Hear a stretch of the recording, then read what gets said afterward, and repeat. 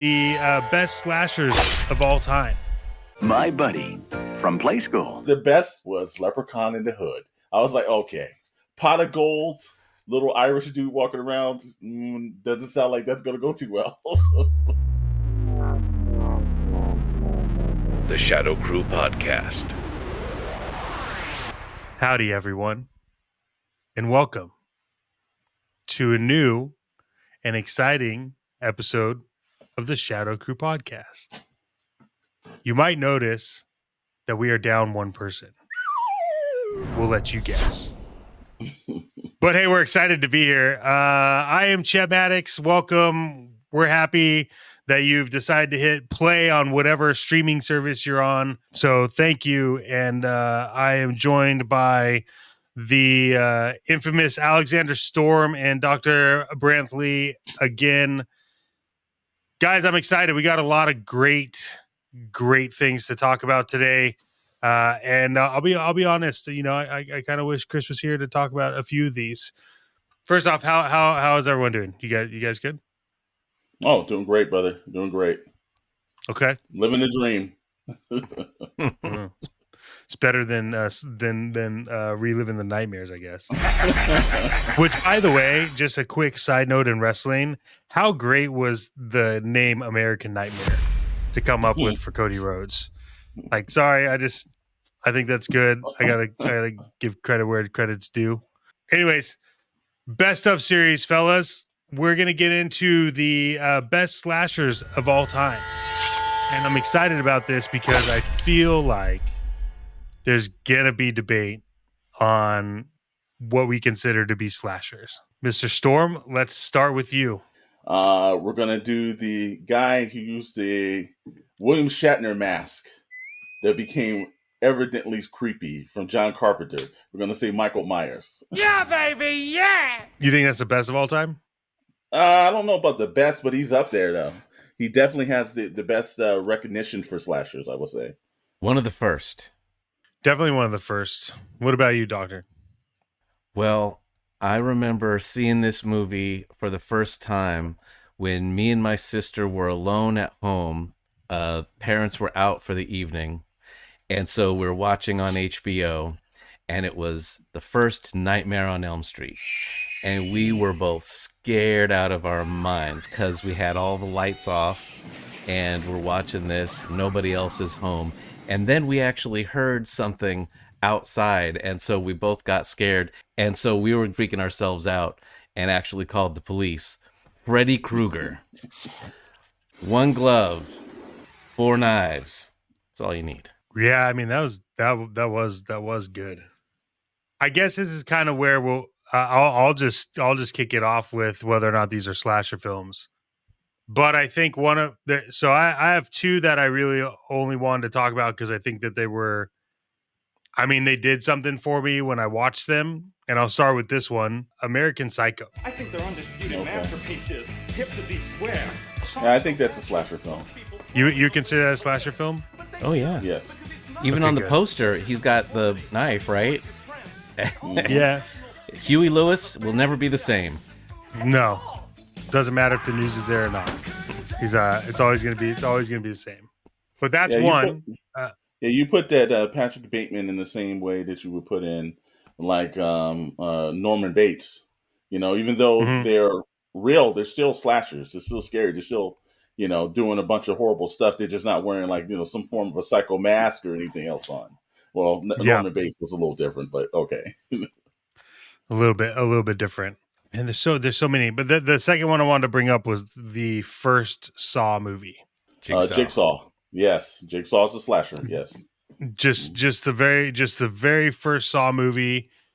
I remember going to watch that, and then it quickly became like a Halloween tradition because it was like every Halloween it came out with a new one. But I remember seeing that, and at the end of that movie, I lost my shit.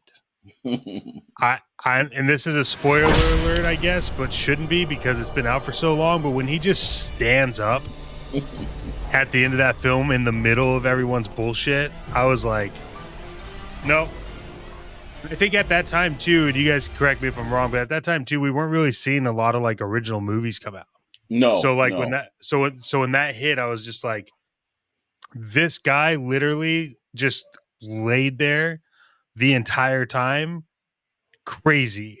Like, and in the Saw movies got crazy and stupid, but Well, Exactly. if I'm not mistaken, the whole point of it was he was dying of cancer, and I think he dies like in the second movie or something, and then he's still in the next 10 movies for some reason. I don't know how that worked out.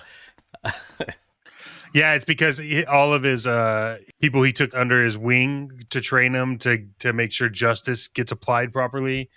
And so that's how they get him in every movie, because they just use him as like flashbacks or like, this is what I learned from him. And it's cool. It's a cool concept. I think it's good, but it's a little it got a little played out. However, Saw 10 just came out. It did.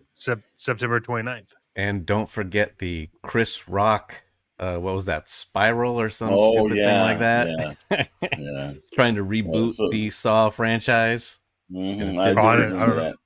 I don't remember that. What is this? A couple years ago, they tried to make him almost like a True Detective kind of scenario in Saw, but it was called Spiral, and it starred Chris Rock in it as a lead detective.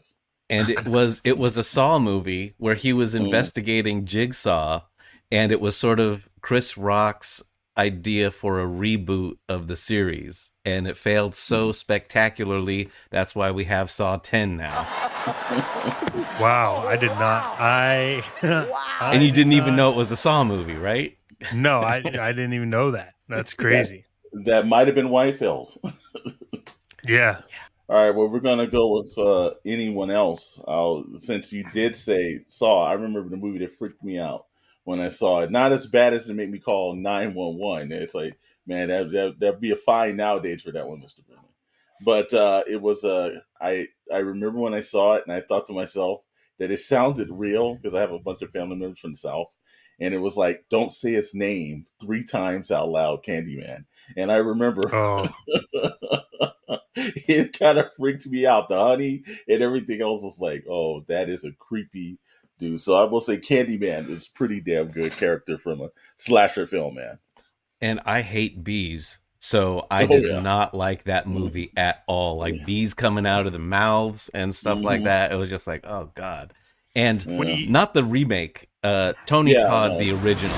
The original, yes. Wait, so do you like honey? I do. But the bees can go for themselves. Yeah. Okay. I had to look this up, but I guess that Spiral thing you guys are talking about was on Hulu. Yeah, I think it was briefly in theaters. Then quickly with probably Hulu. Yeah. Oh, really? And it might have been right around like that pandemic time where you could and could not go to theaters and stuff like that. So it didn't really get a great release. I don't know, because I actually remember seeing this now, and even if it like had perfect timing for releases, I don't think anyone would have gone. Correct. Yeah, no, I think it was bad. Sorry.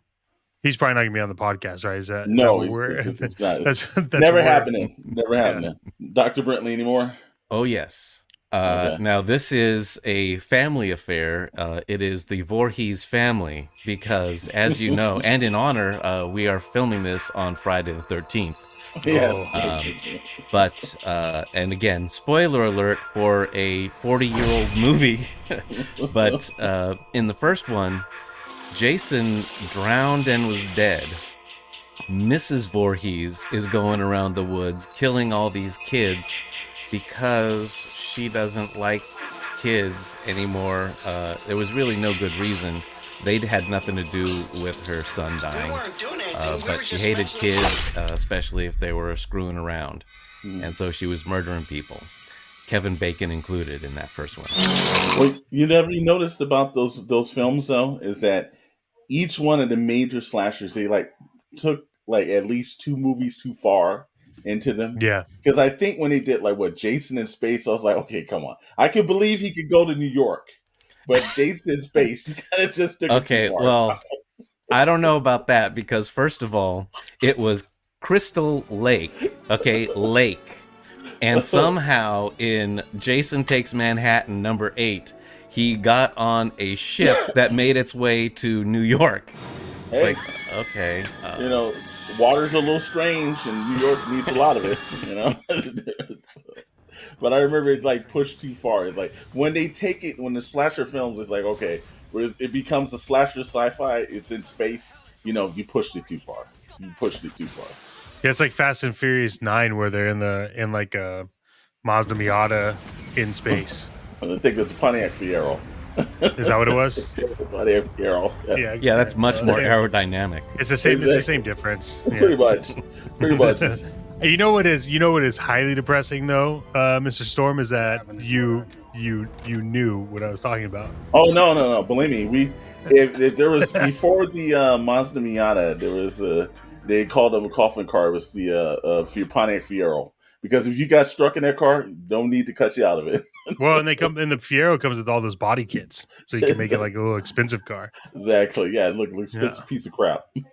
Yeah. I think we'd be remiss if we didn't talk about Chucky. Oh, yeah. Because like Chucky, at least from like my childhood, which was like shortly behind your childhoods, I remember specifically Chucky coming out, and then looking in my closet, and like the Christmas before, I got My Buddy, and I was like, what the My buddy, my buddy, my buddy, my buddy. Wherever I go, he goes. My buddy, my buddy, my buddy, my buddy. I'll teach him everything that I know. My buddy and me like to climb up a tree. My buddy and me, we're the best friends it could be. My buddy, my buddy, my buddy, my buddy, my buddy and me. My Buddy from Play School is in my closet.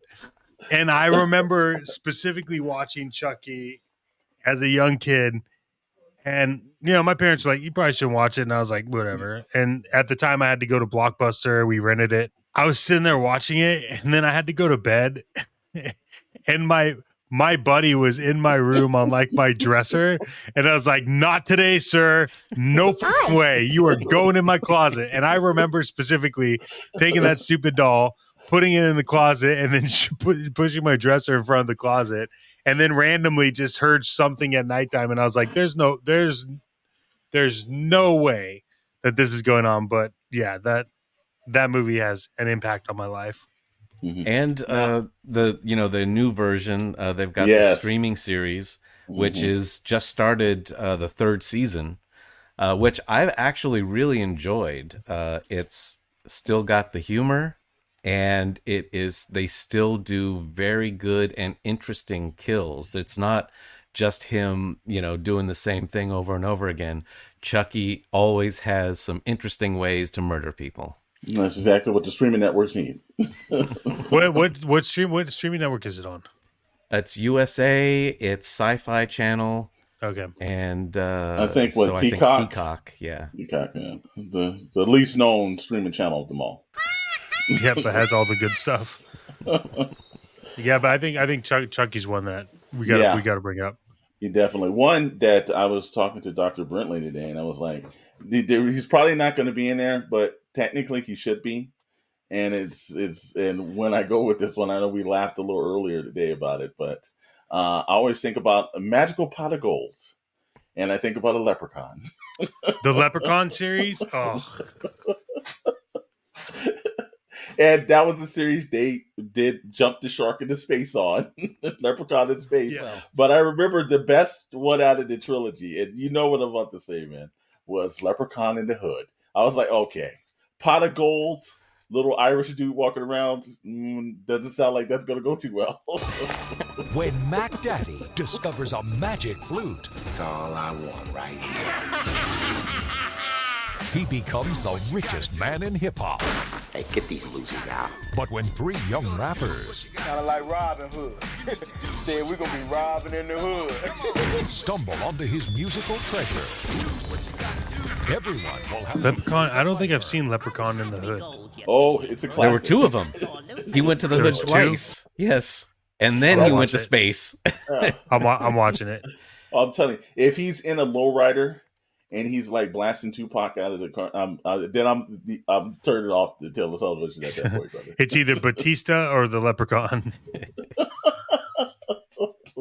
One that was legitimately scary and freaked me out just because of the way that it was shot and made is Texas Chainsaw Massacre and Leatherface.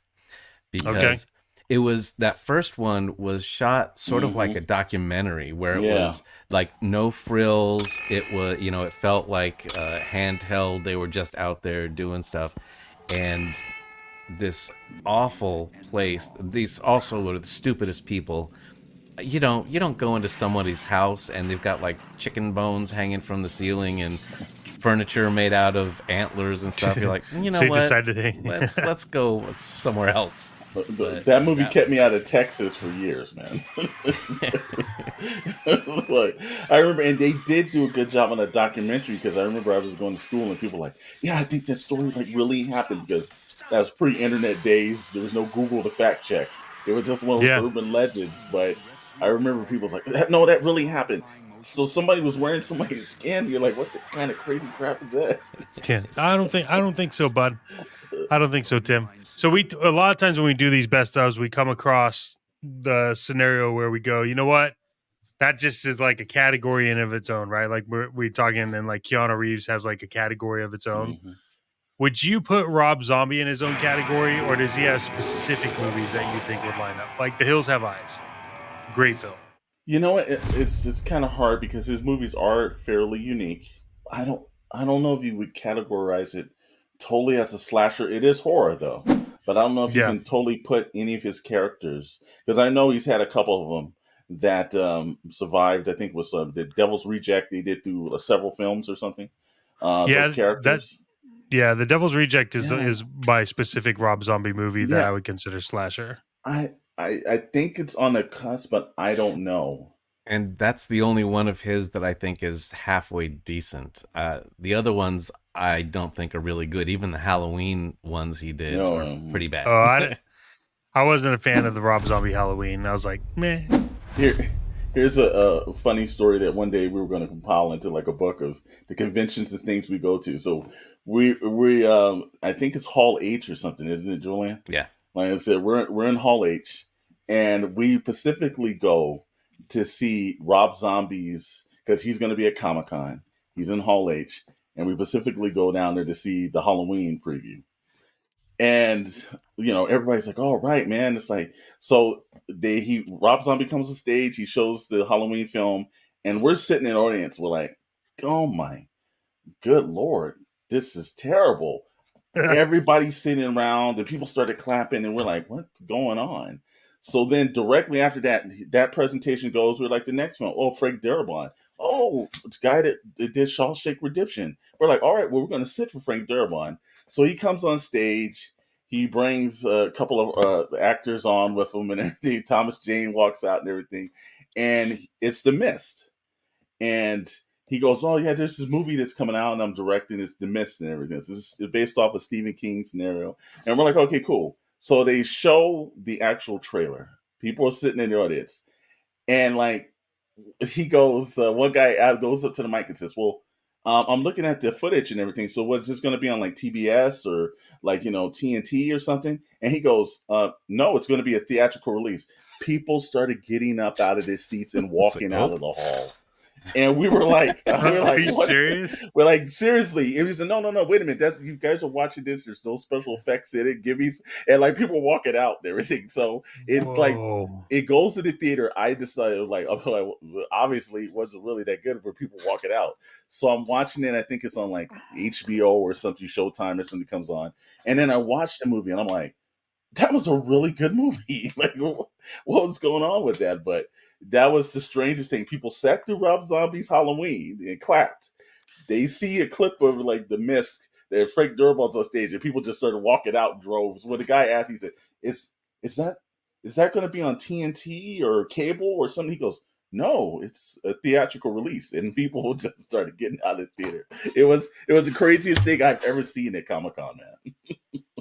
That's a bummer. especially for someone like Frank Darabont. It's like, I'm going to give him the benefit of the doubt since he hasn't really done a bad movie yet. But I will tell you this, though.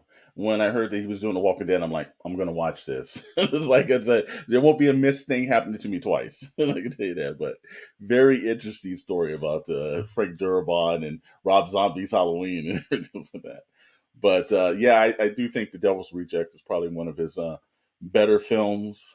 Do we consider, because we were going back and forth with this, the Creeper from Jeepers Creepers, is that considered a slasher technically, or is he more monster? Does he get put into the slasher genre, or is he more monsterish than slasher? Because he's like killing people with that stupid car, and he's also got like a trench coat and a hat on most of the time, so you don't even know he's just.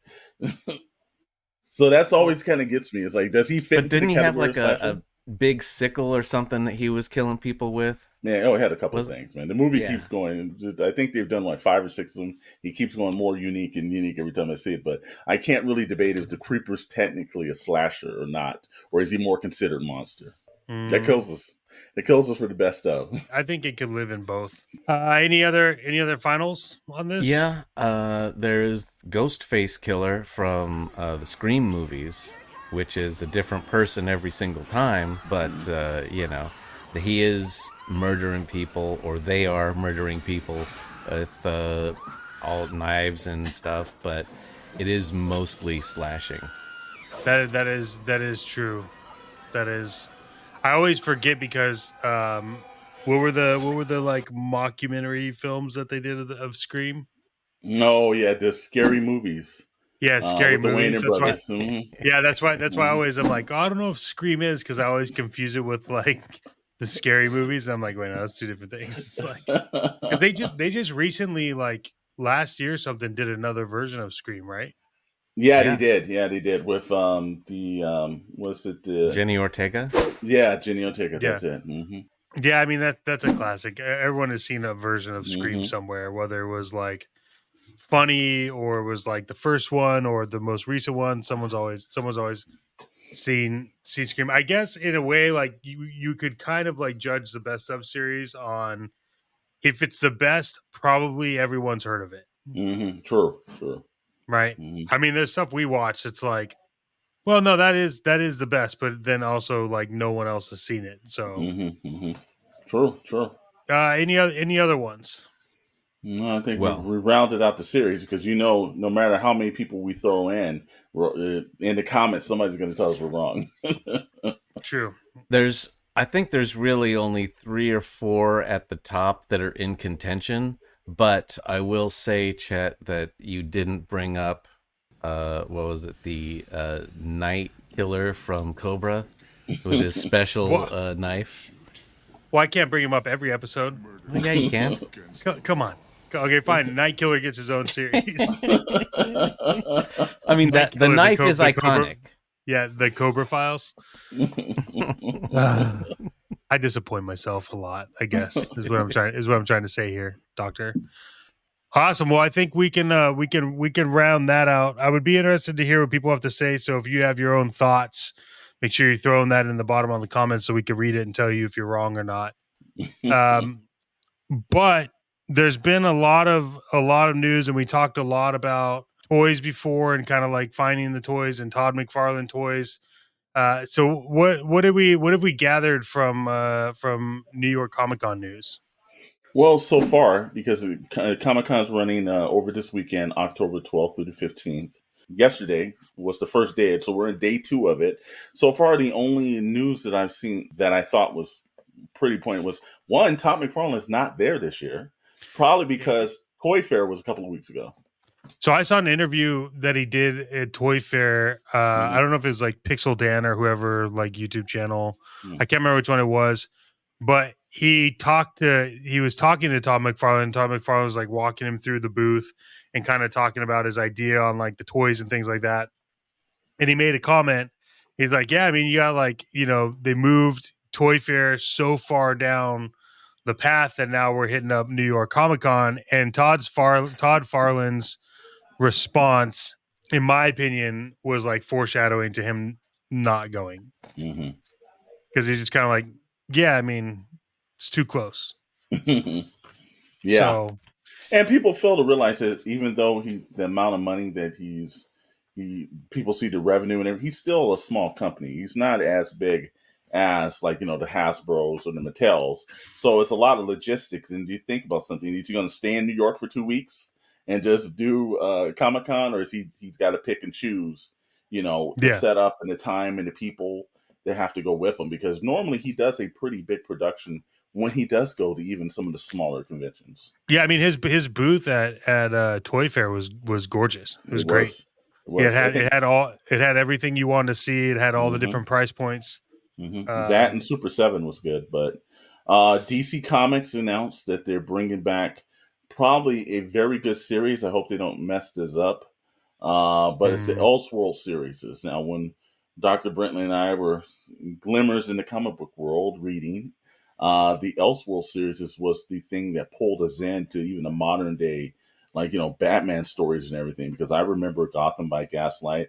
I remember Batman Holy Terror, where he was basically a religious version of Batman going around killing people for like the church. I remember Kingdom Come was huge. Wasn't the Batman Holy Terror? Wasn't that like one of his enemies is like White Knight or something like that? Similar to it, but he was more of a it was more on a holy mission of killing people. Basically, he was doing it more. And I remember too that was drawn by probably one of Dr. Brentley and I's favorite artists, Norm Breyfogle. Because I remember Norm Breyfogle used to do the big capes before, McFarlane popularized it as well. But he had just a very good art style. So whenever I saw like Norm Breyfogle doing the Elseworlds story, I definitely picked it up. But if they can bring that series back, they can get some attention and actually do the one-off stories, because that's the best thing about the Elseworlds stories. They weren't really unlimited series or anything. They normally put together like, maybe 30 to 64 pages. It was a one shot. You read it. It was on your shelf. And, if you liked it, I think also Red Rain. I remember Batman Red Rain was Batman versus Dracula in the Victorian era. But usually 90% of those stories technically were Batman. Looking at the slate of the new Elseworld books, the same can be said. I think there's like 5 Batman books and one, I think a Green Lantern book or something. So, Batman's going to rule that again. But that was cool. Also, they mentioned The Walking Dead, which there are some people out there that still love The Walking Dead. They showed a little bit of some previews from the new Rick series. They gave a title, The Walking Dead's The Ones Who Lived. That's a title for the Rick series. And then they said Walking Dead, Daryl Dixon. Season 2 will have Carol in it. And they'll be renaming the title for season 2. It's just like 2 characters I don't give a shit about. And yeah, pretty much that universe. I know that there was executive over at AMC that said they want to get 20 years out of Walking Dead. I was a little bit skeptical on that, but it seems like they've got that mission fully going for that, man. Turns out they've got 60 years on Walking Dead because they're just not paying attention to people who don't give a shit. And then there was one bit of news out of comic-wise. A new independent, which I love the term independent, but a new independent media company that's based for creators. They call themselves Ghost Machine. And it's got Jason Fabrook, Gary Frank, Brian Hitch, Jeff Johns, Lamont McGee, Francis Manipool, Brad Melzer, several others, and soon to be announced. But they're going to do an independent creator-owned universe that will be published through Image Comics. So I don't know how well independently that is when you're publishing through somebody. Yeah, I mean, like, this is kind of like a touchy subject for me. So I have like pounds and pounds of comics. It's what, 2023? Yes, sir. I really have a problem when people refer to Image Comics as independent comics. Like, I really do. I think that Image Comics, you know what I can relate it to for people that are listening and us, that maybe it's like, why are they talking about comics? It's like trying to convince people that at one point in time, Lionsgate wasn't a player in the game. Lionsgate, there was a point in time where Lionsgate had some one-off films and no one cared and no one watched it. And now Lionsgate produces some of the best films. Well, Image Comics, for me, getting into comics like I understand where it got the idea that it was an independent comic, you know, like, but the only real thing about Image Comics, if you think about it, and some of my favorite comic reads come from Image Comics, so this is no way like a bad talk of Image Comics. It's just that I don't think that we can keep referring to Image Comics as like independent, right? Like Josh Williamson, Nailbiter is one of the best ever, in my opinion, like runs on comics. It's crazy. Makes like you just read that stuff and it's like, what am I reading? There's like Lady Killer, very woman front heavy like issues of comics of like the housewife being a killer that has to like play it off with her husband. Like I find it a tough pill to swallow when I hear people say, "Oh, it's independent comic like Image." What I would go with is like more independent would be like Oni Press. Yes. Or Black Mask. I wouldn't even say that. To me, independent is a guy that is doing it himself. He's figuring out the publishing. He's, either writing and getting, the stuff together or drawing. But if these companies have a giant, they're companies. Yeah. They've got a bunch of employees and they publish all the time, every month. Yeah. I think instead of saying that they're like, more or less like, independent, I would basically kind of say that they're kind of like the second tier from there's Marvel and DC, obviously, are mega corporations with hundreds of billions of dollars behind them. One Warner Brothers and one Warner Discovery, and then the other one Disney. And then you have like, your Dark Horses, your Booms, and your Image Comics. And the second tier. So instead of saying that they're like, they're independent, I would say, I'm trying to think of the term here for them, but I wouldn't necessarily say it's independent. I just think that they're like the second tier of like, they're not the big three, but they're probably in the big five, Mm-hmm. Yeah, because I think Image is probably the third biggest publisher out of all of them. I think that and Boom, if I'm not mistaken, Boom is probably like number 4, somewhere around there. Yeah, Dark Horse. Boom is massive. Yeah. So, but yeah, I would think that to say that they're independent, no, you're not like, it's not like in the 70s where those guys was basically just, living and breathing on the books they were making. Yeah. They've got some pretty heavy starting power over at Image Comics. Yeah, the perfect example of like and this could be because I've been reading them for such a long time. If you tell me independent, I'm like, cool, let me see the Eastman and Laird effect. Exactly. Right? Like Eastman and Laird, $60 billion franchise from Mirage Comics in their house.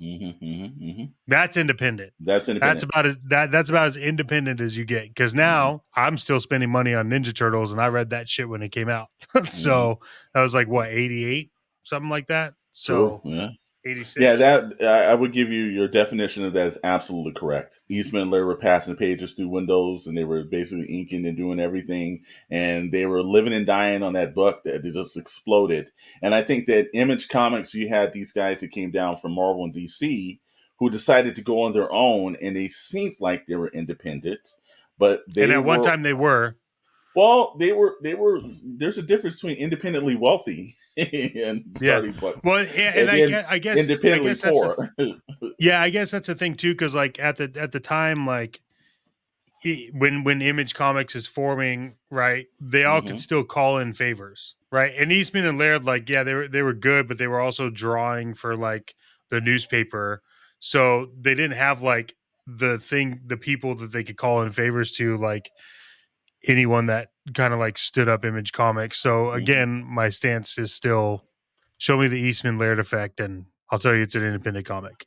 That's true. I will give you that definition on it. But anyways, we'll be seeing some of their work coming out. They have 4 shared universes in this, so it's going to be interesting to see what goes on. But right now, that's out of day 2 that's coming.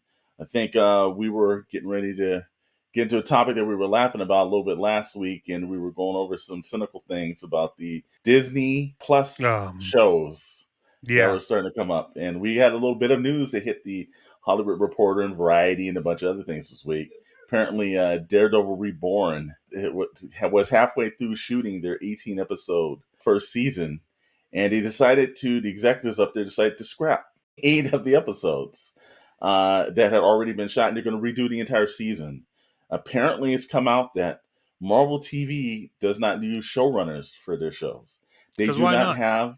They do not have series Bibles. So when we were talking about, like, it seemed like they kind of like run off the cuff on a lot of things. They were literally running off the cuff off everything. Now, out there, Dr. Brentley and I are pseudo screenwriters, so we sat in some of these executive meetings and everything. And everything that Marvel TV was doing is the one thing that we have been told hundreds of times, sitting in a meeting, sitting in a writer's room, you absolutely do not do. Well, it doesn't make any sense. Who writes a show without a Bible? Right. Apparently Marvel. but it's like there's like a saying, like, if you take like an executive from McDonald's, right? Mm-hmm. And then you put them into like a smaller franchise, like super small. Think of the smallest franchise, like California be like Tommy Burger, right? Mm-hmm. So okay. you take an executive, like top level executive from McDonald's, and then tell him to go run Tommy's Burger. He or she still thinks that they have McDonald's money to with in Tommy's Burger, and you don't. Mm-hmm. And so, like, with Marvel not having showrunners and Bibles for their show, like, it's because they just piss away money. Like, and no one watches the crap. No one watches it because we're all watching it going like, this sucks. Well, we're starting to see why, like, when we were watching some of the shows. Now, look, WandaVision, they did that show without a showrunner. They did a pretty good job, Yeah. I thought the Winter Soldier and the Falcon seemed like it was a little directionless sometimes, but it kind of cleaned itself up. But then you start running into, like, your She-Hulks or Miss Marvels. When I heard about the She-Hulk thing, that they hired a bunch of writers and none of them knew how to write actual, like, law procedural shows. And I'm like, well, wait a minute. Why are they on She-Hulk? That doesn't make any sense. The title says She-Hulk Attorney at Law. And they were like, nope. And so now we're starting to see why the shows seem a little bit directionless, because technically they are. And they're just winging this off the cuff. And I heard one director said that he thought it was an incredible slap in his face that as he was doing the show, and, like, Marvel has this saying that we'll fix it in the post. And I'm like, my God, on paper, when the show's bad, I don't care what film, when they say we'll TV fix show, it's on paper. When that script comes out, you can tell a good script from a bad script. But if no one's reviewing those scripts, and then they get all the way to shooting those scripts, and then they get to the point where they're putting special effects in, that is a terrible problem to start doing as a studio. Yeah. Like, where I think Disney really needs to pay attention here is they need to look over at Netflix and what just happened with One Piece. The director of One Piece was the same person that did Cowboy Bebop. Mm-hmm. But he said, I learned my lesson from Cowboy Bebop. I did a lot wrong. I didn't do it right. I realized that people that watch this want to stay as true to the book as possible. He's like, and I learned that. And guess what is blowing records out of the water on Netflix? One Piece. Yeah. Because, like, I'm an avid One Piece person. I love that show. I'm not caught up, but it's fantastic. And I watch it, and as cheesy as it is, like, as cheesy as some of the special effects are for One Piece on Netflix, there's a reason why that is, like, number 2 on the charts and blowing records out, because it's like, it's true to what it needs to be. And it's like with Disney and their Marvel properties, they have a history of this, of, like, having people write shit that don't know anything about anything. Right. Mm-hmm. It's the same issue I have with them trying to change characters and make them adapt to things and look for specific things. And that, I mean, that's a whole nother topic. I don't want to go off on that. Maybe we'll do that in the next episode, of, like, which characters Marvel should tap into to make money. Like, I'll just give you an example. If they would just get a showrunner to write a Mr. Voodoo, like a Dr. Voodoo series, it would blow up.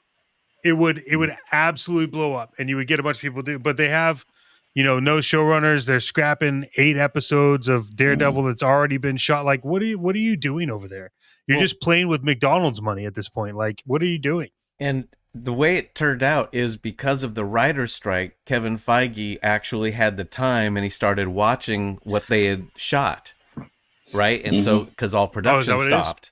And so he watched like the first 8 episodes in the footage. It was like, this is garbage. This is awful. We got to stop. But see, that's the reason why you have a showrunner.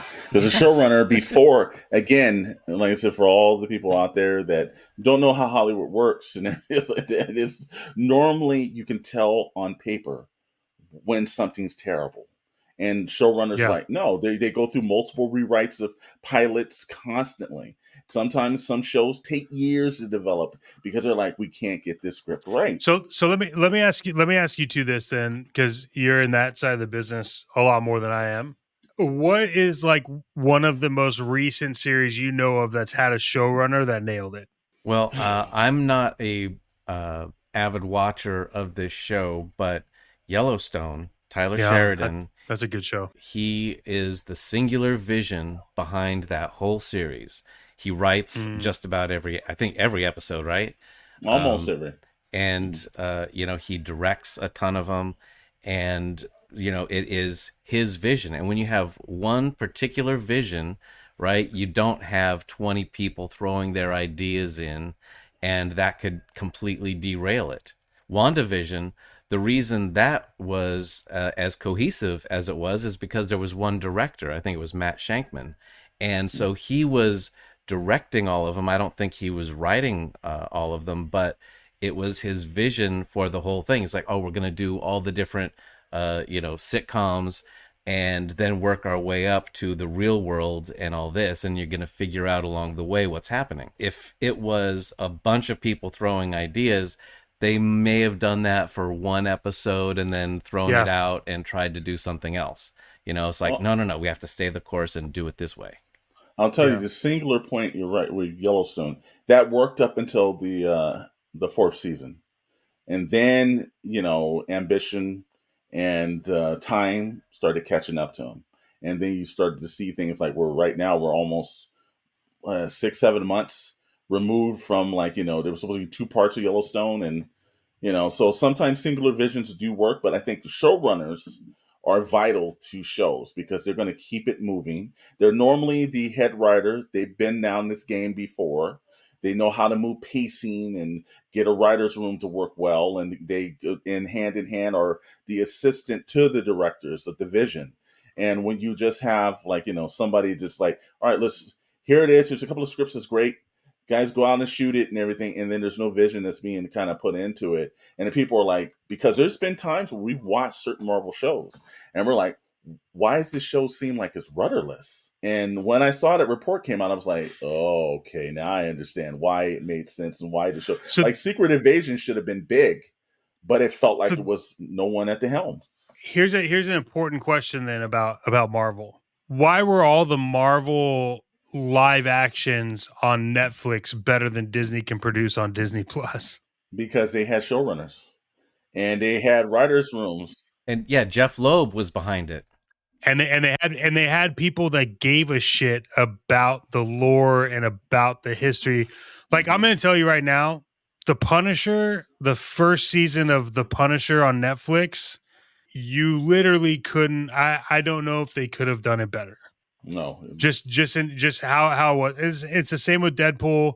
I know that there's problems with Iron Fist, and I know like Luke Cage, but I love Luke Cage. I think that was a great series, but it doesn't matter because all of those, take even the worst one in Netflix, and that all those ended up being way more watchable than any of the shit I'm watching on Disney Plus. Well, because in fact, if I go watch them on Disney Plus, I'm like, yeah, you should give this shit back to Marvel. You should give it back to Netflix. They had a television executive that had been around for years that was guiding them, also a film executive as well. They had people that were proven in show running and how television's done. And, you can look as much as even with the Agents of S.H.I.E.L.D. I know it got kind of kooky at the end, but there were certain points, the first couple of seasons were great show. Classic television show built in the same way. And, I think now we're starting to see that the cracks, and I just can't believe they spent that amount of money. And especially when you have actors and people on the set for weeks shooting episodes and everything, you say, well, we're going to scrap 8 episodes. So now you're going to have to go back from the beginning and reshoot now an entire 18 episodes. That is crazy. So I guess the question is who's going to do it faster? Is it going to be Disney with Marvel, or is it going to be Paramount with this new Star Trek announcement? Again, we talk about the two things you never want to hear is we're rushing into production. Yeah, we're fast tracking. They're like, wait a minute. How do you fast track something in the writing stage? This is the problem. How do you fast track not only something, but something that requires a crap ton of CGI? Like, let's be real. Like, if the CGI is not good on Star Trek, you don't have a ship. Like this is the problem we were talking about. I think a couple of weeks ago. Everybody's trying to do an arms race in streaming. Who can be the first to get something out? Who can be the first to put something done? Instead of when streaming first started, the reason why Netflix did well was they were concentrating on quality of the stuff that we're putting out. Not quantity, yeah. Absolutely. And now Netflix has kind of abandoned that. They're doing quantity. We've moved to the point where everybody's like, what can we get on multiple shows 3 or 4 times and get it going? And with this whole announcement with Paramount, it's like just last week, they said they're killing Star Trek. They're going to kill Star Trek. Yeah, and this week they're like, we're fast tracking Star Trek. But so my opinion is that Netflix was kind of strong armed into having to do that style, though. When in reality, if Netflix sat back and realized that they were just the king of the game, I don't think they would have needed to put out such crap content because they were racing. Everyone was racing to it. But now you have all these other streaming services trying to like offload their content to other ones because they can't afford to keep it running. And you really have like Netflix is they're kind of at this point, in my opinion, a little too big to fail in terms of just like the streaming side of it. But then you also have the underdog, which is Amazon Prime, which is just sitting back being like, I'll just use my Jeff Bezos money to grab that series rights. I'll grab this series rights. I'll grab this series rights. And if you're an Amazon Prime member, you're just logging in and watching all this crap for free. Eventually, in my opinion, it's going to be like Netflix and Amazon Prime. I do think that's going to happen. I think that the studio model that we've shown, especially since the writers and all this stuff that happened through the summer, now we're starting to see, again, all the models of how studios were built upon. They actually had something on CBS or on ABC or on TNT or something, and that's how revenue came back to them. And putting things on their own streaming service. And now most of these streaming services done the smart move where they've absolutely went ahead and started putting up advertising tiers, which they should have started with that in the first place, because that's how you generate revenue. Now these people with MBAs are sitting in their high offices getting $21 million a year bonuses are realizing, wait a minute, this is a business. If we don't make money, we don't have it recuperate back in. How can we make product? Yeah, but on the backside of that, if you do an ad for like Hulu as like an actor, right?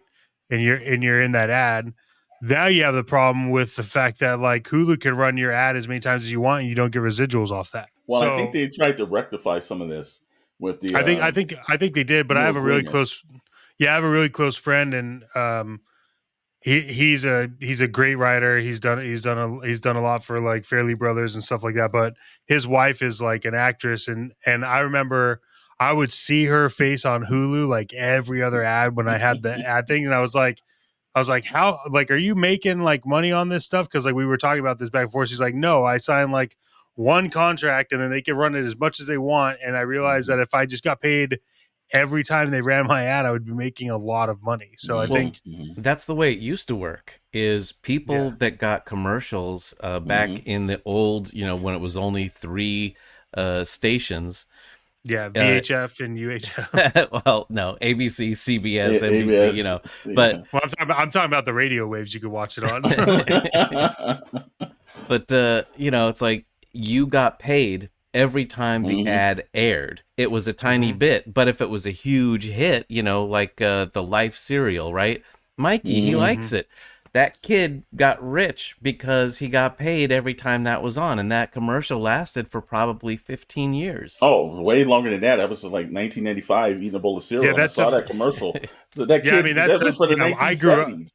I grew up and didn't realize that had come out before I was born. Yes, yes. And I was born. Yeah. I was born in '81, so I was like, "Wait, what?" This was like 10 years older than me. So. 3 commercials that ran like that was what the Charmin commercial. That guy made a fortune, and it was the Maytag Man. It was like the Maytag Man was crazy. Yeah, that went from the 50s to 60s to 70s to 80s. That was like Maytag. And the Vitameatavegamin girl. Oh, wait, no, that's Lucille Ball. My bad. It's so tasty too.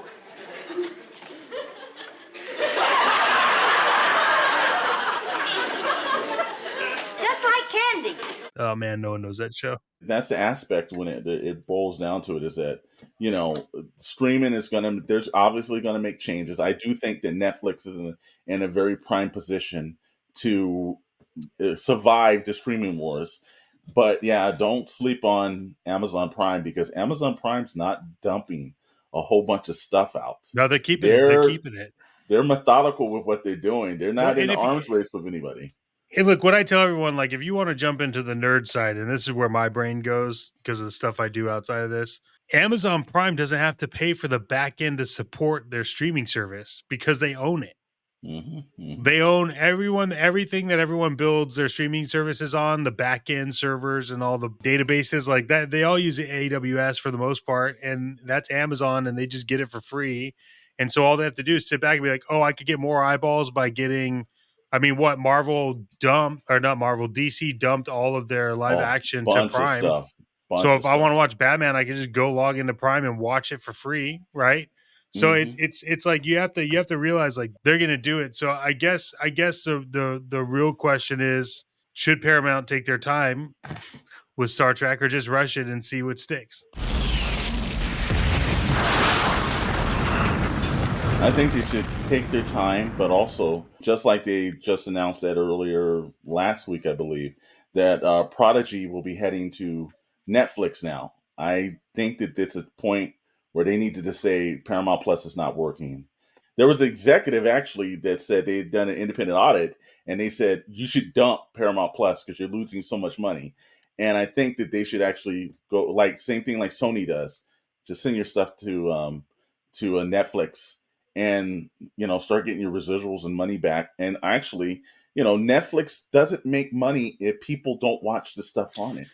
Yeah, well, I could tell you, if you want to bridge this gap really quick, Sony, when they released like God of War on Steam, made more money from that game on Steam than they did on PlayStation. And so if you really look at it, like, if you haven't been around to be the name brand, right? Like, Steam has been around forever. Like, Apple tried to buy Steam, they gave them the middle finger. Sony's like, hold on, if we just release our games on Steam, it costs us zero money at this point because it's just a file.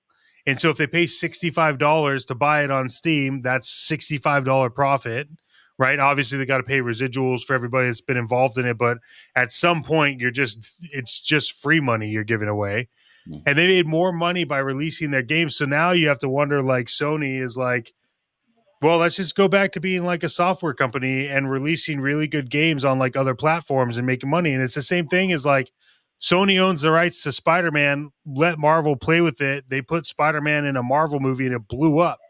Instead of them trying to do all the other things with, like, Tobey Maguire, like all that stuff. So I think there's a we're at a tipping point where people need to understand, like, Paramount, you shouldn't rush Star Trek, but give it to another streaming service that could put the time and the love into it and make a shitload of money. Yeah.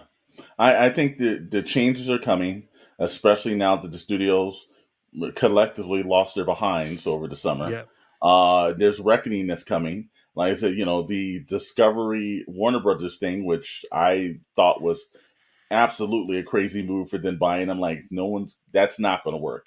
And the first thing they did was dump all their content onto Amazon Prime. So it's a smart plan, I think, to basically get it back to the model that's ran for almost 60 plus years. Put stuff on, have commercials, get profit, keep making stuff.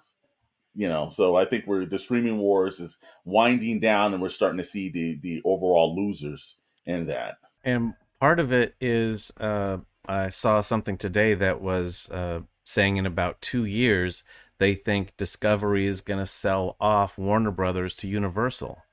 and they're just going to shut down Warner Brothers essentially, or Universal is just going to take over and I guess have two giant studios in LA. Well, Warner Brothers went to shit when AT&T bought them. Yeah, they did. Yeah, it was a terrible mistake. That is just like Warner Brothers was like hemorrhaging money, and instead of being like, whoa, hold on, like let's pull back, right? We have this big catalog of comics we're not doing anything with. Like they just were throwing stuff out and panicking, and no one cared because AT&T, like they don't care. It's AT&T. Is whatever happened to the business model? If you don't buy a business unless you know it. It doesn't exist because everyone, they just want a cash grab of everyone's it. Right? well, I can, I come from technology. Of course, I could do entertainment. Like there are two different scenarios. Doesn't work. Yeah, it's like if you want to buy Warner Brothers, you should figure out how you're going to make DC Comics massive. Like if you don't realize that your cash cow is DC Comics and you buy Warner Brothers, you have no place in the business. If I had the money to buy anything I needed or anything I wanted at this point, I would go in and just buy the arm of Warner Brothers to get all of the rights to everything DC. And I would find these nerds that are producing great content on YouTube to try to get famous. And I would make them direct films for DC Comics because they would love it. And it would probably be pretty freaking epic. But they're buying this stuff and they're not giving it to the people that could like change it because they're just worried about their investment, which I get it, right? You don't buy a company to lose money, but at the same time, like, like you said, know what you're getting into. They're not using it correctly though, because all they do is remake Batman and Superman, and that's it. But they've got such a big catalog. It's been around for 30 years longer than Marvel. And the best example of what you're talking about, which I'm glad you brought it up, the best example of that was Constantine. Amazing show. It was an amazing show. I'm not talking about Keanu Reeves because that Keanu Reeves. No. Here we are. He's our thread through everything. The dark horse.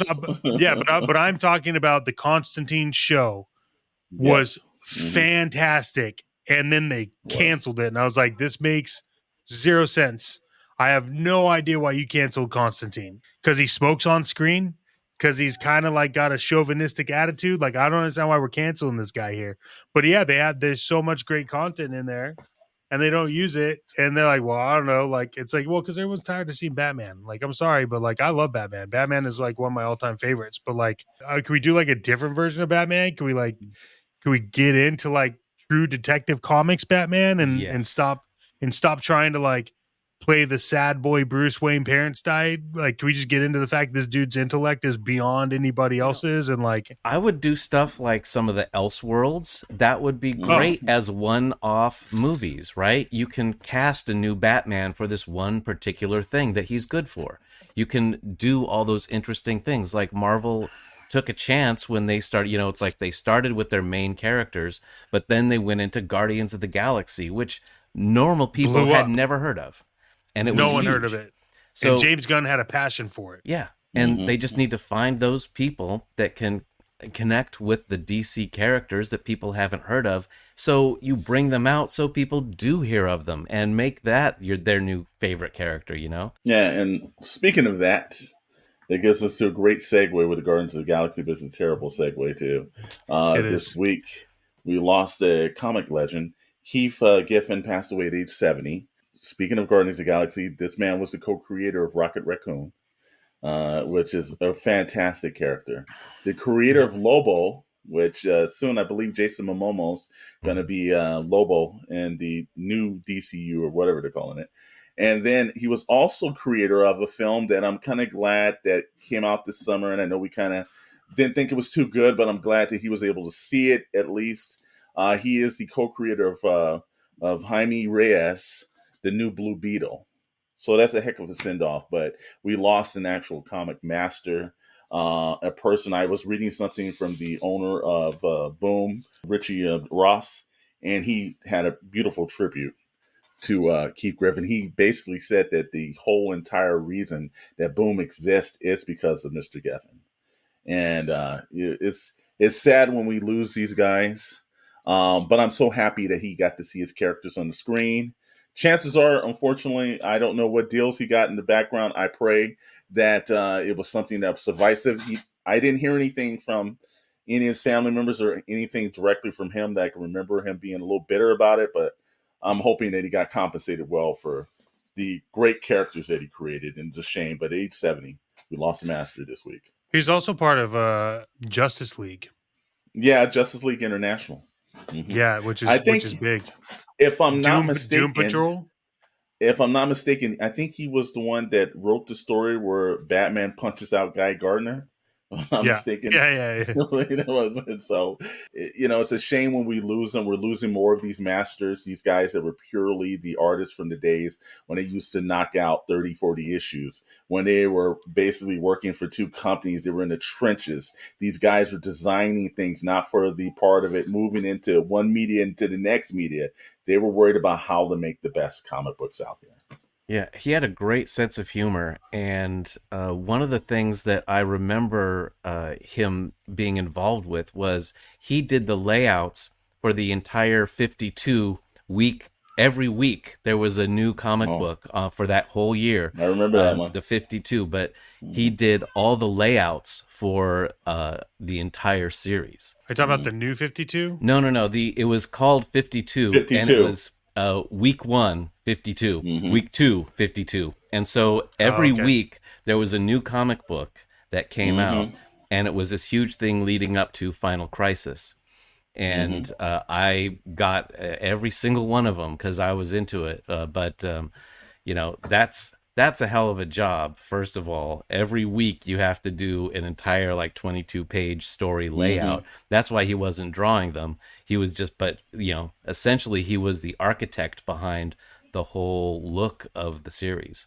Yeah, those guys, when they use the term comic masters, and you start, really talking about the Jack Kirby's, the John Romita seniors. You're looking at the Buscema's. You're looking at the Steve Ditko's. You've Neil got Adams. Guys. Obviously, the great Neil Adams. Yeah, we lost Neil Adams last year. Yeah, we've been losing some of the great ones out there, and it's a shame. But the beautiful thing is that his work will continue, and hopefully there's a new audience now. They're getting introduced to his lovely characters, and it's just it's sad to give him a send off, but I know that he won't be forgotten. I guess we leave it up to Mark Waid to come in on his promise of coming in and teaching people how to write comics again. I hope so, because it definitely needs it. Because his comics are pretty epic, and he's like one of the few left. Again, Elseworld, Kingdom Come. Yeah. The guys, the masters. So that leaves us into segue this week of our sponsor. As usual, we always like to thank our sponsor, Toys vs. Games in Wilmington, California. Toys vs. Games is a unique shop. It is not a massive corporate-owned company. It is a mom-and-pop store. It's Shadowe Store, the name of the man that the whole channel's named after. He goes there all the time. You can trade things. You can buy new items. They have you're not walking into just some aisle of a store and somebody doesn't understand the products that are on the shelf.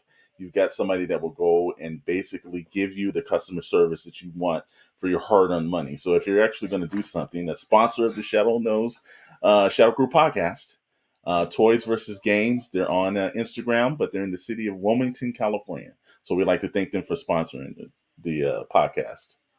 I love sponsors. Do we have any channel updates we want to go over? Yeah, we've got a couple. Wrestling, the brand new Wrestling with the Tech Master will be returning in a couple of weeks. He's getting his home studio together. I've talked to him. He's excited. There was a huge week of wrestling this week because of all the NBA preseason, the NFL, and I think also the baseball playoffs pushed. Instead of a Monday night, everything pushed to Tuesday night. And the boy, he was blowing up my phone, telling me hey, man, it's Super Tuesday. So yeah, he was like, man, I wish I was doing the show. And he's been working hard on his home studio. And we're looking forward to having him back. We got some news from the man that the channel's named after, Shadowe. Shadowe's been hard at work. He's sent our editor a whole bunch of brand new videos ready to edit, and our editor is being overwhelmed. So I pray to God our hardworking editors getting their sleep in. But he's ready, actually, in the next couple of weeks. And, we're going to announce this right now, so we're going to keep our fingers crossed. But Shadowe will be joining the podcast, and hopefully the four of us will be here when he pops in. But they'll make us 5 that night. But Shadowe said he's constantly watching our podcast, which always has me laughing. But he's like, "Wow, man, I just get so excited." He's like, "You know what? In 2 weeks, Shadowe will actually grace us with his presence on the podcast." Yeah, it's exciting. And then what's going on with old retrospect? Where are we at with that? Well, retrospect. Mummy is coming out very soon, and I still have a few werewolf movies to catch up on before we record the second one. But after that, Frankenstein and Dracula. So leading up to Halloween. Retrospect is basically 2 individuals, Dr. Brentley and myself. We go over a certain genre of films, watch each of 4 of those films and give our review, honest takes on them, but also share a little bit more of the insight of certain behind-the-scenes scenarios and situations and research that we came up with. And it's basically, if you're a fan of films and you've seen them, then you'll appreciate it. If you haven't seen them, then maybe we sway you to want to see them. But we're doing through the month of October. It will, like Dr. Brentley just said, it will be we've done 4 of the Mummy films, and then next week you'll see it's going to be the Wolfman, and we've been reviewing and just watching all those films. And then after that, it's going to be Frankenstein, then the monster of it all, because we're doing a Halloween thing. It's going to be Dracula, and then that week I believe there's going to be 2 of them, right? Where we're going to do that and a monster mashup or something for Halloween or something. So possibly. It's very, possibly depends, because we're killing. That's a lot of movies. Yeah, we're killing our editor. But it's something that we're looking forward to. We kind of grew up in the era of Turner movie classics, and then I don't know. There's a lot of people that didn't grow up in Southern California, but myself and Dr. Brentley did. There was a television show called the Family Film Festival that ran on the weekends. KTLA. Yeah, KTLA. Yeah. Tom Haddon on Channel 5.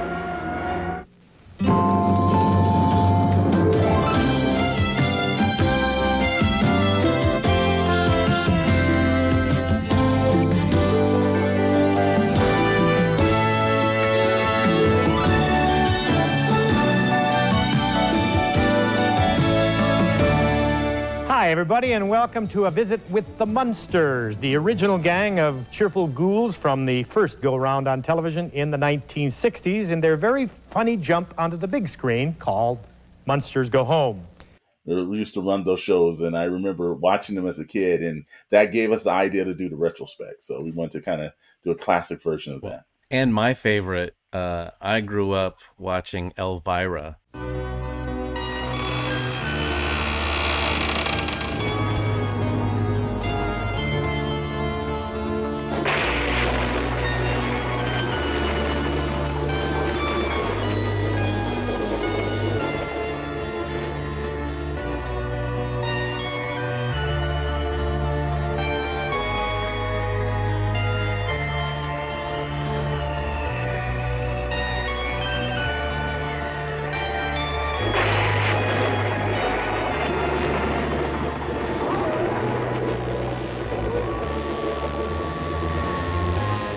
Hello, darling. Yes, sirree, it's Lilo me, that gal with a shape that drives men ape. Elvira, Mistress of the Dark. The show, as you know, is Movie Macabre, and once again I've plucked from our vaults yet another celluloid sickie. This one is called Frankenstein's Castle of Freaks. Yeah, catchy title, huh? Yep, it's that maker of monsters, Frankenstein.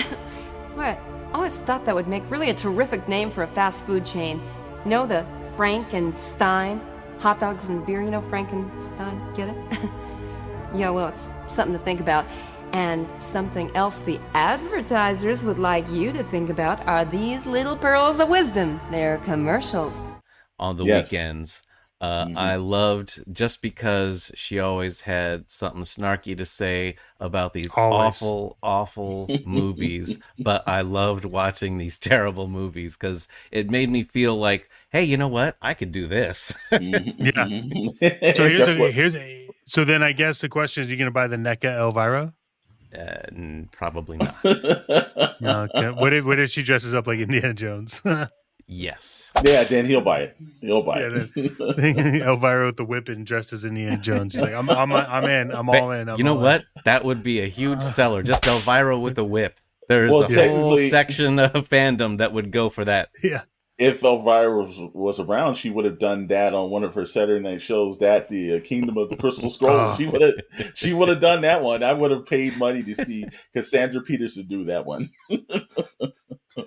Beautiful show. There was so much good TV back then. It was, yeah. And eventful television. There's a lot of people fail to realize that, I'm sure not just in our neighborhood, because I know there's a whole bunch of independent channels all over the United States, and everyone in their own little region had their own versions of them. But those were guys that just did it for mostly, they weren't like they were getting paid a lot. They were doing it for the love, and they left a really good impression on people. Yep. So, it's nice to see it kind of like, now living on through like YouTube and other independent processes, that are way less expensive to do than have an entire, because, they were shooting things in the studio, having a bunch of people had to get paid to do that kind of stuff. So, but now, with the magic of YouTube and other platforms, the same thing's being done at a fraction of the cost. So it's really nice to see it kind of return back in that way. And we're happy to contribute the retrospect to that kind of thing. Maybe someone gets inspired by the stuff that we do. Well, I'm excited. I'm excited to see it. Obviously, I'm banking a bunch of videos and editing a bunch of videos myself of the Reeboks and Unbox.